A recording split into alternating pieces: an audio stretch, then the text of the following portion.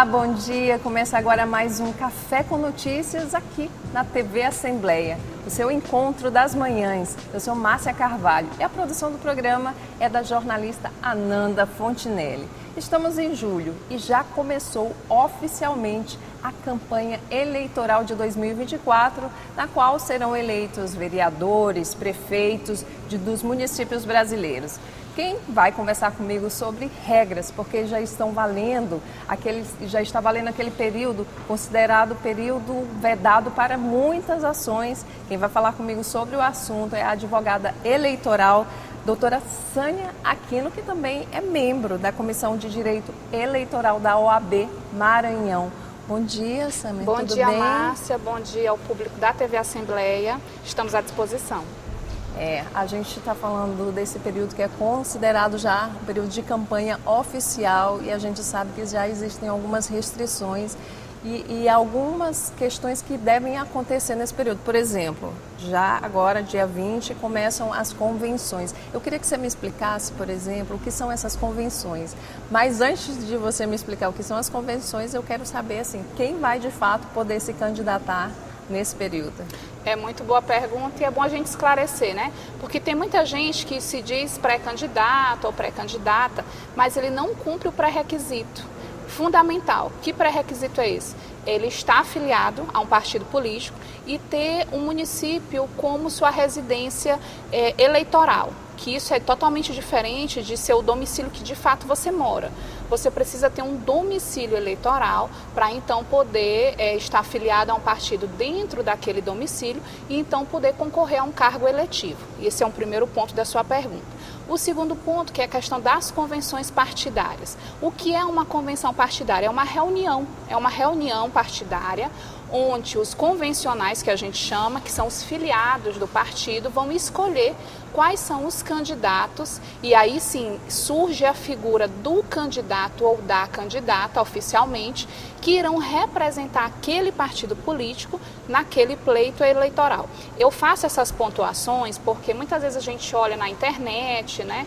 Alguém já se colocando como candidato. Inclusive isso é uma conduta vedada até que se inicie as convenções partidárias, que vai de 20 de julho, já inicia, está bem aí, até o dia 5 de agosto. Então, os partidos políticos e federações têm de 20 de julho a 5 de agosto para estar realizando essas reuniões partidárias. Ou seja, a convenção é a oficialização daquela candidatura que antes mesmo já está completamente organizada e que já cumpriu as regras eleitorais, não é?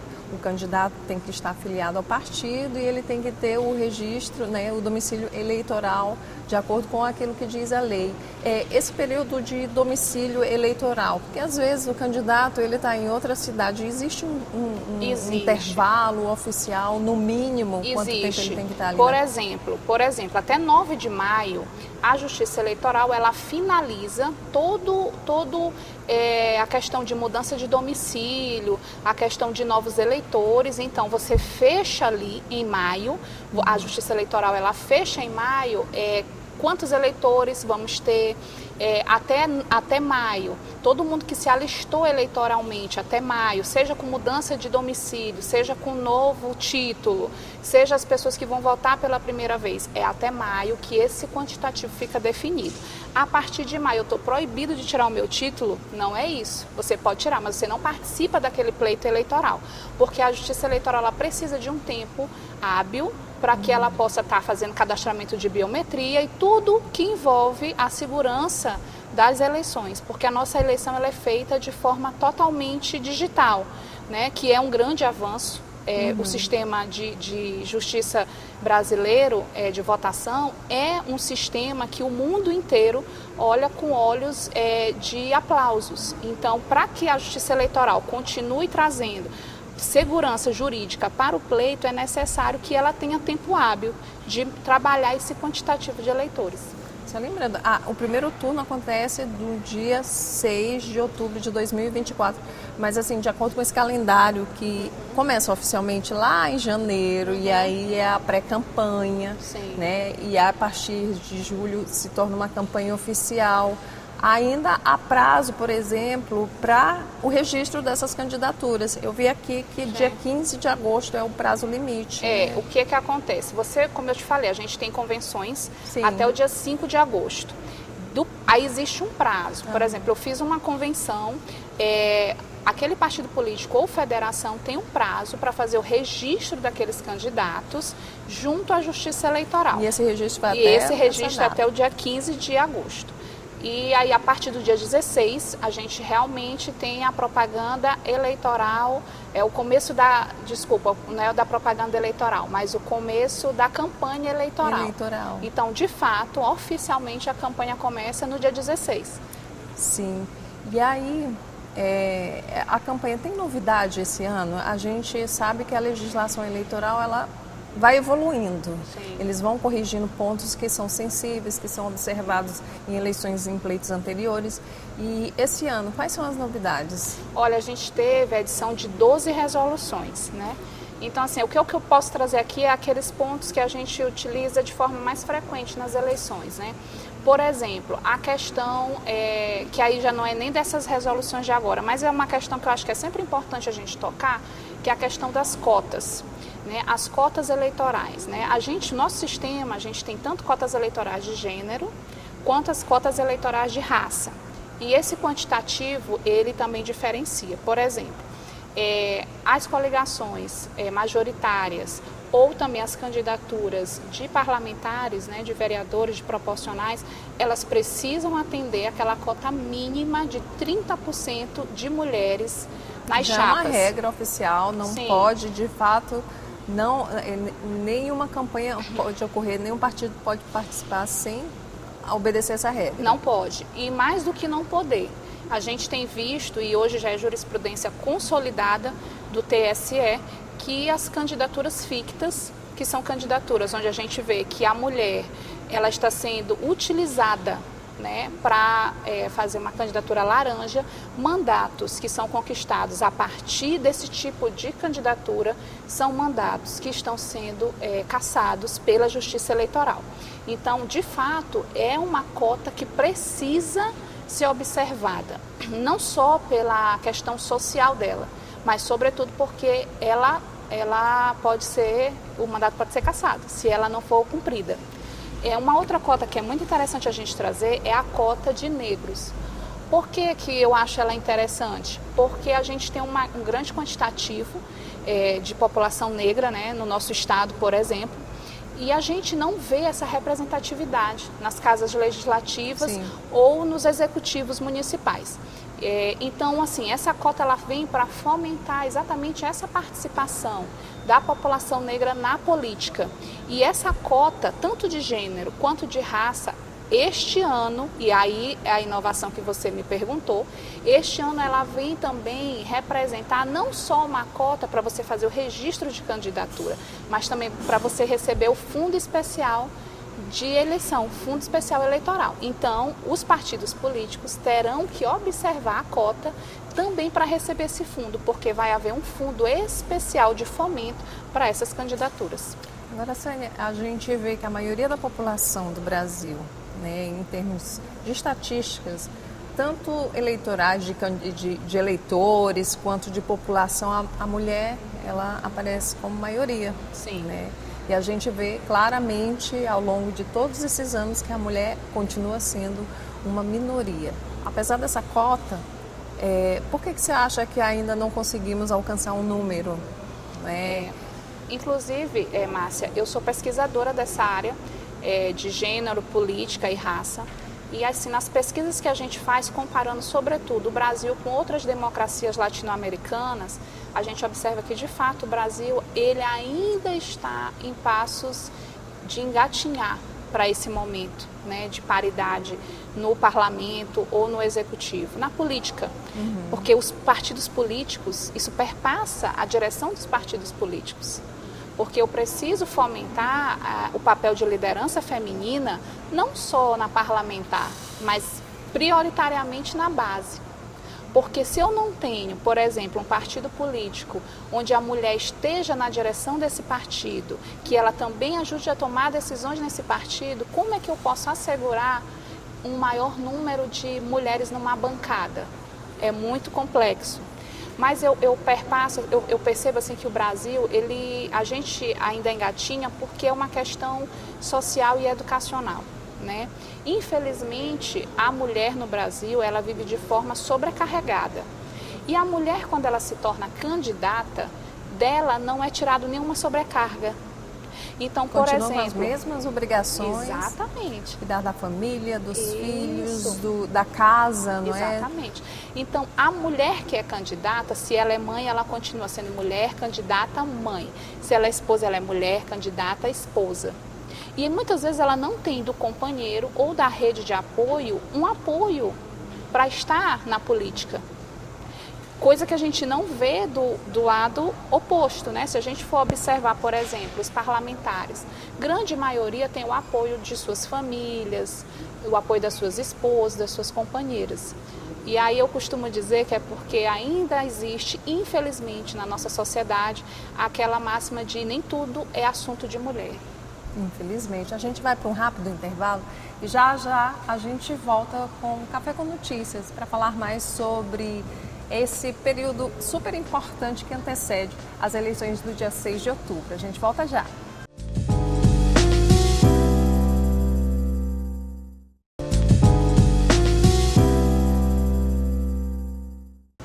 Estamos de volta com Café com Notícias e hoje a gente conversa com a Sânia Aquino. Ela é advogada eleitoral e vai falar sobre essas regras desse período que é tão importante, que é o período das eleições municipais. A gente estava falando sobre a participação da mulher e aí quando você fala, a gente ainda é um número menor, né, nas casas parlamentares, no governo, no poder executivo, enfim. Quando você pensa na população negra, esse número ainda é muito menor. Ele é muito menor. Falta também um reconhecimento da sociedade, né? Você fala em educação política e isso tem que passar por toda a sociedade, tem que compreender que não é uma cota para beneficiar alguém, ou uma mulher, ou uma pessoa negra, mas assim, é um instrumento, um dispositivo para fazer de fato uma reparação que é histórica, não é? Abrindo a oportunidade para que outras pessoas participem, porque quanto mais plural a política, com mais participação, melhor para a própria sociedade, porque a sociedade é plural, não é? Exatamente isso. Eu costumo dizer, você tocou em pontos aí fundamentais, que é a reparação, né? Quando você compreende a cota enquanto reparação, cai por terra tantos discursos contrários, né? Porque não há como a gente negar, isso é inegável, que de fato houve populações ao longo da história que houve uma tentativa de apagamento de algumas populações, isso é inegável, né?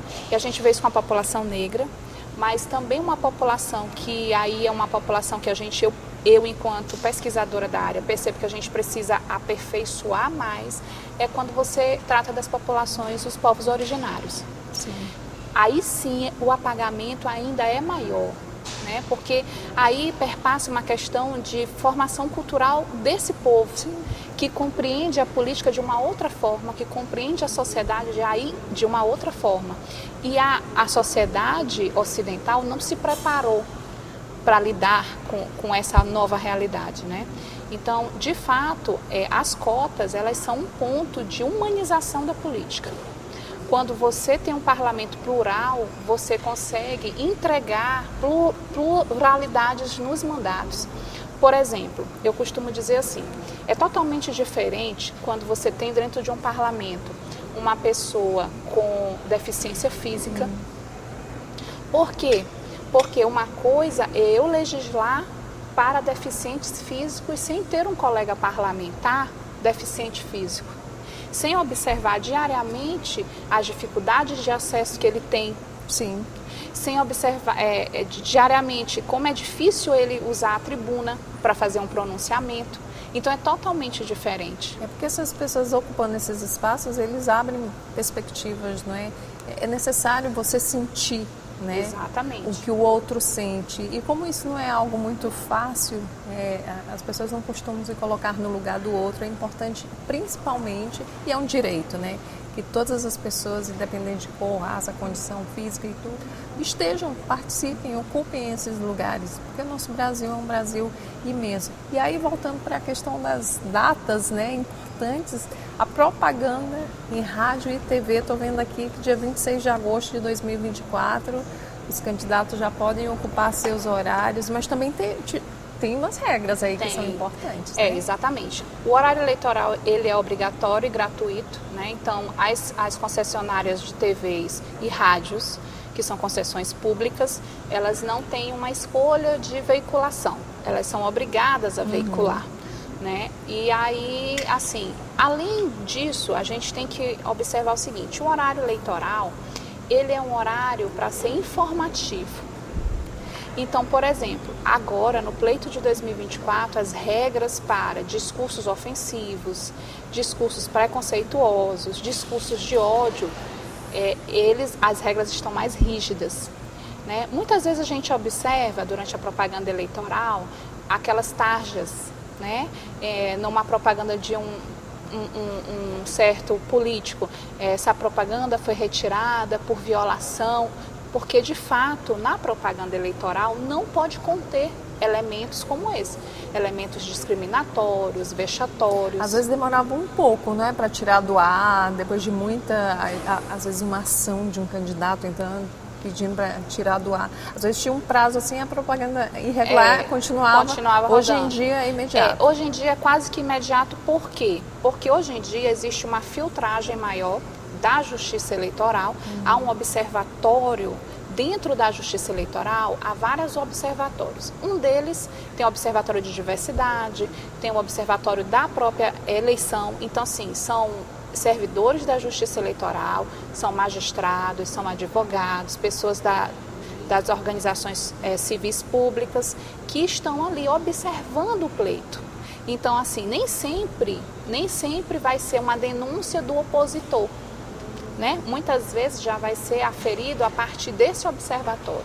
Então, assim, são mecanismos que a Justiça Eleitoral tem criado para tentar fazer com que o pleito seja cada vez mais plural, mas, sobretudo, cada vez mais garantidor de direitos e não violador de direitos. Porque o que a gente vê muito é que na corrida eleitoral é mais ou menos aquilo ali, vale tudo. Então, né? E a gente tem que ter cuidado. A gente tem essa noção de que parecia que valia tudo. As fake news, elas sempre existiram. Exato. Nas campanhas eleitorais ao longo da história, não é? Mas, ultimamente, as fake news, elas têm mais distribuição por conta da internet. E aí é outro ponto que a gente quer falar, tem regras para isso. As deepfakes, por exemplo, a Justiça Eleitoral está de olho, não pode. Me explica como é que vai ser esse ano. Tá, existe uma resolução deste ano, e aí o meu parabéns para a Justiça Eleitoral, que conseguiu em tempo muito rápido e hábil construir uma legislação, uma normativa que tivesse de olho nisso que pode ser uma grande mazela para o sistema eleitoral brasileiro, que são as deepfakes, né? Nas últimas eleições, exatamente. Um problema. Então, este ano, como é que vai funcionar? Haverá um regramento próprio para o uso de inteligência artificial nas eleições. E assim, é um regramento muito minucioso, mas em regra geral, o que ele quer evidenciar? A proibição do uso de inteligência artificial? Não. Mas a proibição de inteligência artificial para deepfakes, para fake news, para mentiras, para disseminar mentiras. São perigosíssimas, né? Porque hoje você consegue num avatar colocar a voz da pessoa, o rosto da pessoa, né? Então a Justiça Eleitoral ela vem esse ano coibir isso de forma muito contundente, né? Então eu creio que é uma normativa que ela vai trazer muito mais segurança jurídica para o pleito de 2024. É sempre aquela regra para a gente que é para o eleitor, né? Para quem está em casa acompanhando, se pergunte de onde vem aquela notícia. É importante que a gente busque as fontes oficiais antes de sair por aí espalhando algo que pode ser muito ruim para o candidato, para a sociedade, não assim só para a campanha, mas para todo mundo, né? Porque uma mentira, dependendo daquilo que ela é, o que ela significa, ela pode destruir uma família, uma pessoa. Sim. E aí a gente, enquanto eleitor, precisa tomar cuidado antes de espalhar aquela regra, conferir sempre se a fonte é oficial. E aí, nesse período, o que de fato o candidato não pode, Sami? Tá, o candidato não pode participar de inaugurações públicas. Ele não pode. O candidato não pode fazer impulsionamento digital de notícias, desde que não seja na página ou na rede social do candidato. Esse aqui é um ponto que eu gosto de falar, porque às vezes as pessoas... eu vou fazer uma live em tal canal, porque lá o canal bomba muito, muito... Redes sociais não são mais terra sem lei, né? Não são mais. Ele tem que fazer no dele e não em outras pessoas. Outra coisa que também não pode, que eu quero trazer aqui para a gente desmistificar uma situação. A Justiça Eleitoral, ela trouxe uma resolução que altera hoje a questão da participação de artistas. Era totalmente vedado, é ainda totalmente vedado o showmício, mas hoje a gente consegue fazer participação de artistas voluntários nas campanhas eleitorais. Isso está legislado, isso é possível. Que ótimo. Então, assim, o período tá aí, gente, bora ficar atento, você que é candidato, você que é eleitor, para que a gente tenha uma eleição limpa, bonita e que a gente consiga, de fato, eleger pessoas que estão realmente preocupadas, né, com a sociedade, com a melhoria de vida da população em todos os municípios brasileiros. A Justiça Eleitoral, inclusive, está ali de olho em qualquer cidade, em qualquer candidato, então bora ficar atento às regras. Eu queria te agradecer, Sânia, a sua participação aqui no Café com Notícias e desejar um excelente trabalho, né? Porque eu sei que a partir de agora o trabalho vai triplicar para você e para toda a comissão da OAB e que a gente tenha, né, realmente um sucesso. Eu que agradeço também aqui em nome da OAB pelo espaço, a gente está sempre à disposição para contribuir com a sociedade maranhense. E viva a democracia! Muito obrigada. O Café com Notícias está acabando, mas antes de finalizar, vamos chamar Ronald II com as notícias do Parlamento. Oi, minha amiga Márcia Carvalho, muito bom dia a você, bom dia aos telespectadores da TV Assembleia que estão acompanhando aqui o Café com Notícias. Olha, aqui na Rádio Assembleia a gente segue com o Diário da Manhã, tô no intervalo na 96.9 FM e com muita informação sobre os trabalhos no Parlamento maranhense. Começo destacando, viu, Márcia, que hoje já temos aí a expectativa para a realização de uma solenidade, uma sessão solene proposta pelo deputado estadual Carlos Lula, que vai entregar o título de cidadão maranhense ao senhor Raul Fagner da Silva Leite. Ele é ex-secretário adjunto da Secretaria de Estado das Cidades do Maranhão, também foi diretor da Empresa Maranhense de Serviços Hospitalares e ex-diretor do Hospital Aquiles Lisboa. Essa homenagem do Parlamento Maranhense é um reconhecimento pelos relevantes serviços prestados do homenageado ao Estado do Maranhão. Além disso, Márcio, eu quero aproveitar rapidamente o espaço aqui no Café com Notícias para trazer as informações sobre a comissão de recesso. A gente sabe que a partir do dia 19 de julho, os deputados já entram em recesso parlamentar. É um período importante para que os parlamentares possam ter acesso com maior intensidade às suas bases eleitorais, né? E aí, com isso, nós temos já a definição da comissão de recesso parlamentar. Olha, os deputados entrarão, repito, em recesso parlamentar a partir do dia 19 e só voltarão às atividades normais da Assembleia Legislativa no dia 6 de agosto. Durante esse período, a Assembleia Legislativa não para, os setores seguem funcionando, porém, sem as sessões plenárias, por exemplo. É basicamente isso. E aí nós temos também, olha, a definição desses nomes: Davi Brandão, Florencio Neto, Ariston Neto Evangelista e o Wellington do Curso. São os deputados que fazem parte desta comissão de recesso parlamentar, que tem como objetivo aí deliberar a respeito de questões inadiáveis durante este período. Além disso, convido todos os telespectadores a acompanhar aí todas as informações na 96.9 FM, ao site da Assembleia Legislativa, al.ma.leg.br, e também através das nossas redes sociais, todos os detalhes sobre os trabalhos na Assembleia Legislativa do Estado do Maranhão. Eu vou voltar com você, Márcia, que eu vou seguir aqui com o Diário da Manhã na 96.9.